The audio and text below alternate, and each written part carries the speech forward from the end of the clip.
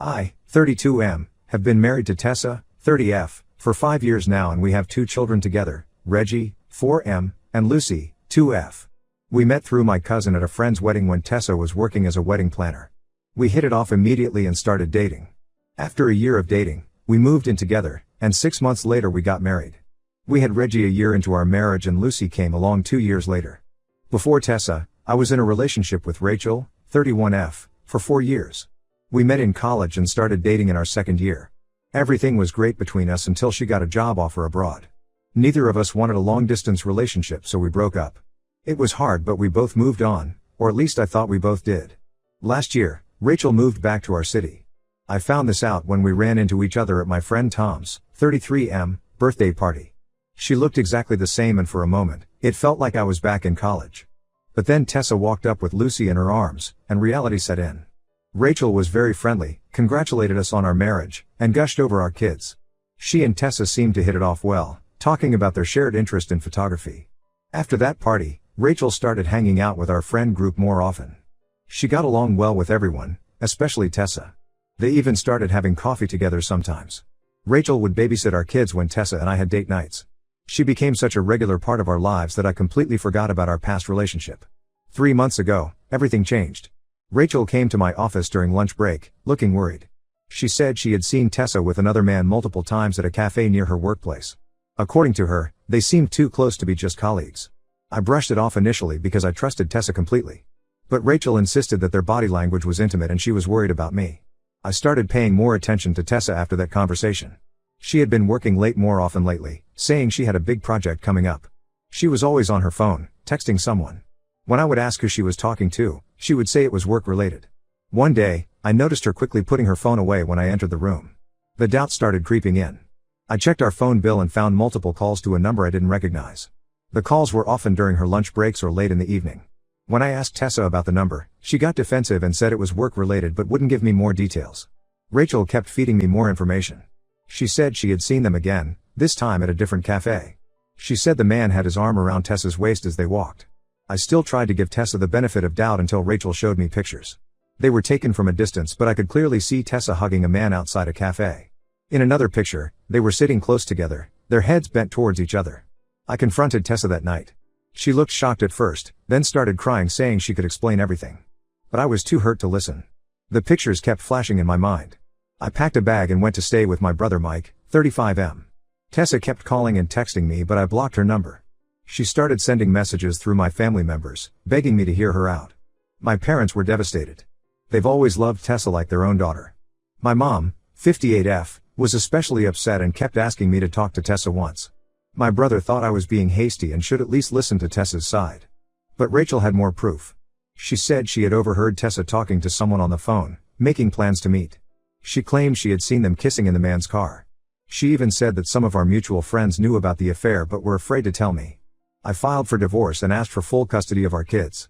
Reggie and Lucy were staying with me at Mike's place but they kept asking for their mom. Reggie would cry at night saying he wanted to go home.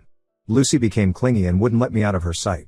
Seeing them like this made me even angrier at Tessa for destroying our family. My parents took the kids to meet Tessa twice a week but I refused to be there during these meetings. Tessa sent the divorce papers back unsigned, along with a letter explaining everything. I was so angry that I threw the letter away without reading it. Through all this, Rachel was my biggest support. She would bring food, help me with the kids, and listen to me vent for hours. She suggested that once everything was settled, maybe we could try dating again. She said she had never stopped loving me and moving abroad was the biggest mistake of her life. Looking back, I should have seen the red flags. Rachel was always around when I was upset about Tessa. She always had new information about Tessa's supposed affair.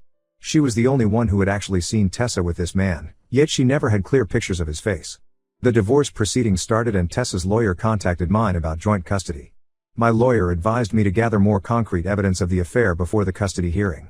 Apart from Rachel's pictures and testimony, I had nothing solid. Another red flag I missed. Now my whole family is upset with me. My parents think I'm making a huge mistake. My dad, 60M, said I was throwing away the best thing that ever happened to me. My brother calls me an idiot every time we talk.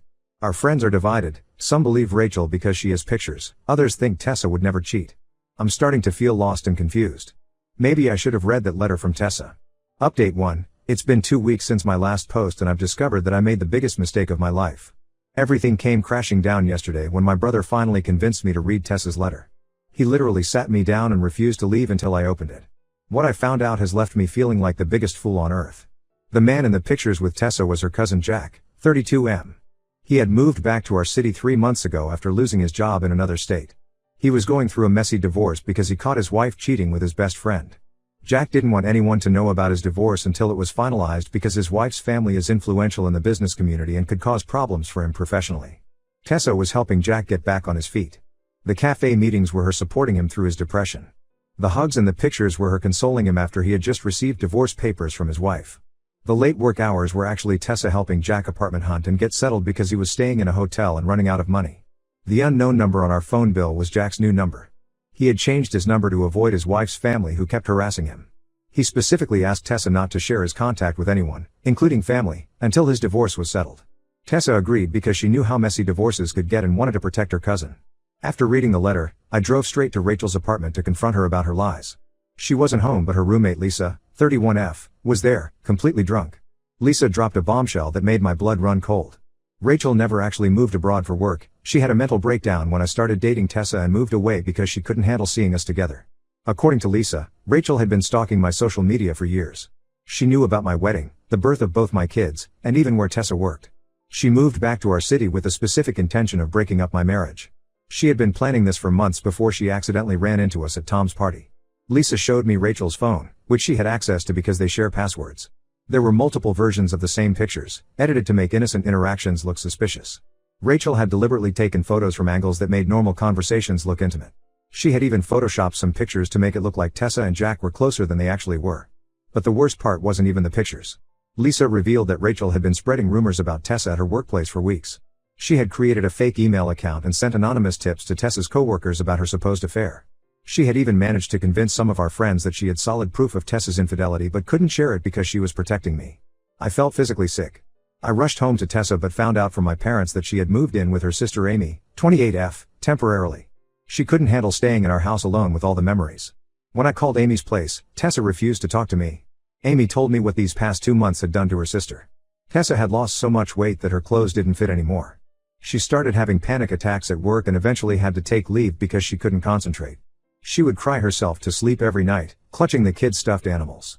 The worst part was that she blamed herself for not telling me about Jack sooner, thinking maybe then none of this would have happened. The kids were suffering too. Reggie had started having nightmares where he would wake up crying for both of us. His teacher called saying he had become withdrawn at school. Lucy had become so clingy with Tessa that she would scream if Tessa even went to the bathroom. They couldn't understand why their family had suddenly broken apart. I tried going to Tessa's workplace to explain everything and possibly help fix her reputation, but her colleagues wouldn't let me pass the lobby. The rumors Rachel had spread had severely damaged Tessa's professional reputation. She was up for a promotion that she had been working towards for a year, but now that was in jeopardy because some higher-ups believed the affair rumors. My family's reaction has been harsh but justified. My brother hasn't stopped calling me an idiot. My parents are furious with me. My mom revealed that they had known about Jack being Tessa's cousin for weeks. They had met him at a family dinner before all this started, but I wouldn't listen when they tried to tell me. My mom had to watch Tessa suffer while knowing she was innocent, and she doesn't know if she can forgive me for that. I've sent Tessa countless messages apologizing, but she has blocked me everywhere. I wrote her a long letter explaining everything I had discovered about Rachel's manipulation, but Amy tore it up without giving it to Tessa. She said Tessa doesn't need my explanations anymore, she needs peace and time to heal from the trauma I put her through. Rachel has disappeared. Lisa said she probably figured out that I had discovered the truth. Her phone is switched off and she's not responding to emails. I'm planning to file a restraining order once she's found. I can't believe I let her manipulate me so easily and destroyed my family based on her lies. Tessa's sister says she's still planning to go ahead with the divorce because my distrust broke something fundamental in their relationship. Tessa can't feel safe with someone who would believe a relative stranger over his wife of 5 years. I don't blame her. I betrayed her in the worst possible way and I don't know if there's any coming back from that. Update 2. It's been a month since my last update and things have taken another turn. Rachel finally surfaced last week. She showed up at my office crying, her eyes puffy and red.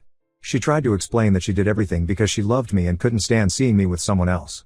I didn't even let her finish speaking and called security to escort her out.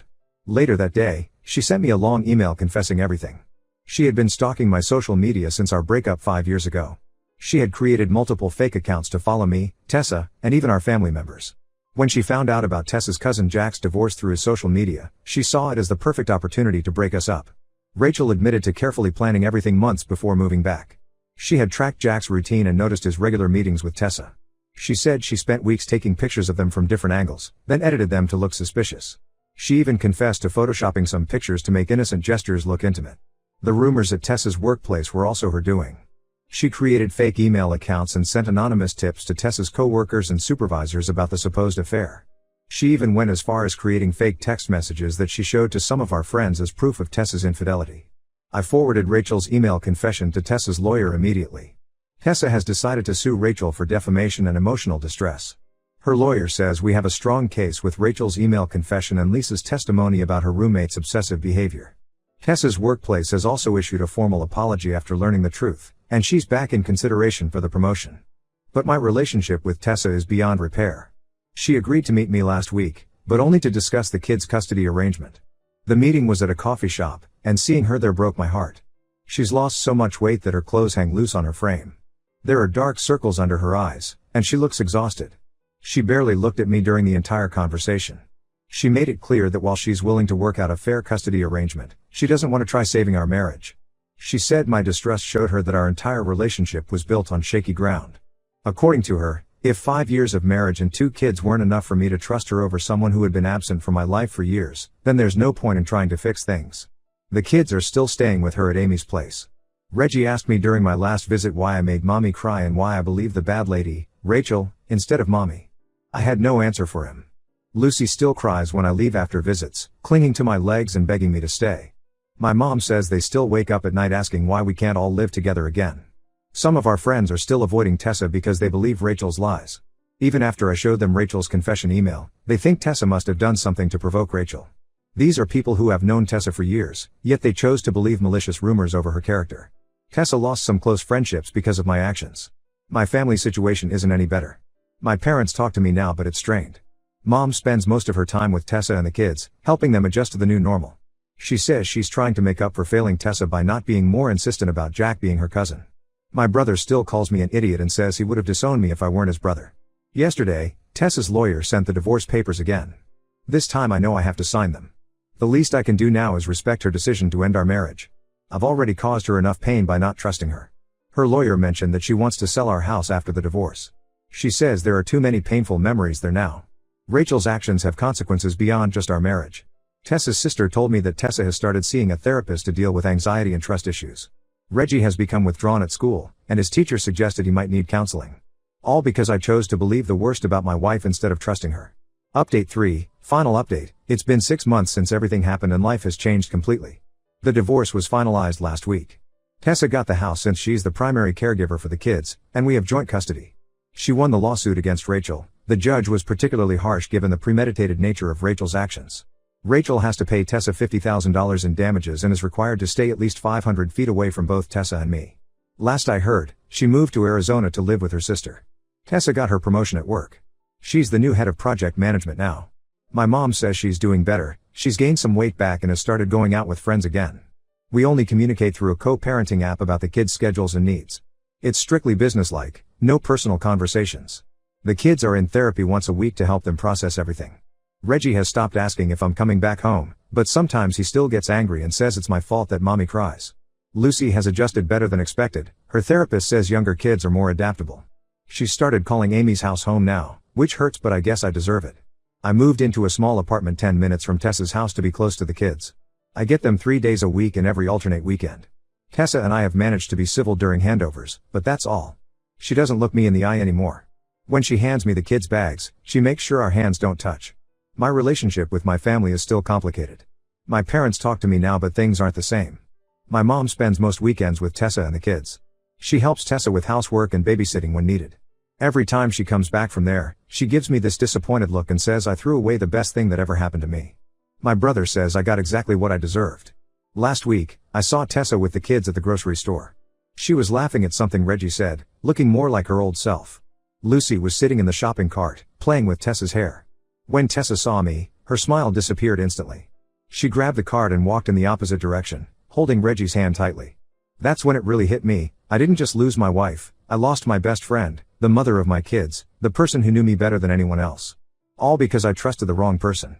Tessa's sister Amy told me last month that Tessa has started dating again. Apparently, one of her coworkers asked her out. I have no right to feel jealous or hurt, but I do. Every time I pick up the kids and smell a different cologne in the house, my stomach turns. But I keep my mouth shut because I lost the right to have any say in Tessa's personal life. I'm not looking for sympathy or advice anymore. I know I messed up in the worst possible way. I just wish I had listened to Tessa that first day when she tried to explain about Jack. I wish I had trusted the woman who had been by my side for years instead of someone who had been absent from my life. But wishes don't change anything. Now I have to live with my choices and try to be the best co-parent I can be for my kids. That's all I can do now.